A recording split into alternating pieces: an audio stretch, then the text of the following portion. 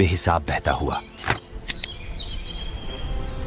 करीब 20 लाख साल पहले अफ्रीका की धरती पर एक अलग ही तरह का जीव पैदा हुआ।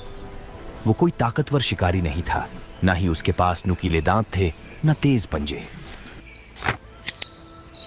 लेकिन उसके पास एक चीज थी, दिमाग। छोटा ही सही, लेकिन धीरे धीरे काम करने वाला।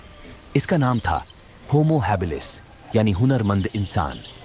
ये सबसे पहले ऐसा जीव था जिसने पत्थरों को तोड़कर औजार बनाए, धारदार टुकड़े जिनसे जानवरों का मांस काटा जा सके या खुद की हिफाजत की जा सके। इसके बाद आया होमो इरेक्टस, मतलब वो जो सीधा खड़ा होकर चल सकता था।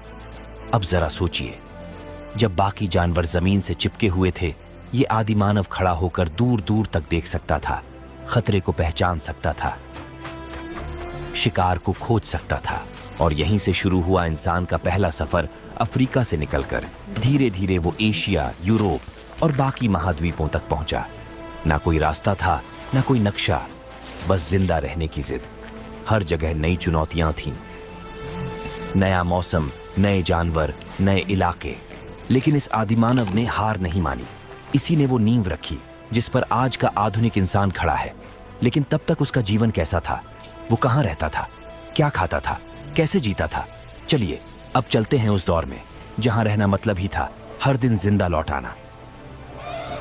अब सोचिए, जब ना कोई घर था, ना दरवाजा, ना छत, तो ये आदिमानव रहता कहां था? उसके पास एक ही विकल्प था, प्रकृति की गोद। कभी घने जंगलों में, कभी बड़ी बड़ी गुफाओं में, जहां छिपा सके खुद को ठंड से, बारिश से और सबसे ज्यादा जंगली जानवरों से। गुफाएं उनके लिए घर जैसी थीं, सर्दियों में गर्म, गर्मियों में ठंडी, एकदम प्राकृतिक आश्रय। और अगर गुफा न मिले तो बड़े बड़े पेड़ों की जड़ों में छुप जाना, झाड़ियों में घुस जाना, बस कहीं भी जहां एक रात कट जाए। रहने का कोई नियम नहीं था, न परिवार तय, न जगह, बस जहां खाना मिला वहीं रात बिता दी। और हां, तब कोई सोने का वक्त नहीं था। अगर जानवरों की आवाज आई तो उठकर भाग जाना पड़ता था। जिंदगी हर पल सतर्क रहने का नाम थी। आज हम अपने घरों में चैन से सोते हैं, लेकिन तब हर रात एक नई लड़ाई हुआ करती थी, जिंदा रहने की, सुरक्षित रहने की। आइए अब जानते हैं, जब घर तय नहीं था तो खाना कहां से आता था? अब बात करते हैं उस सबसे बुनियादी जरूरत की, खाना।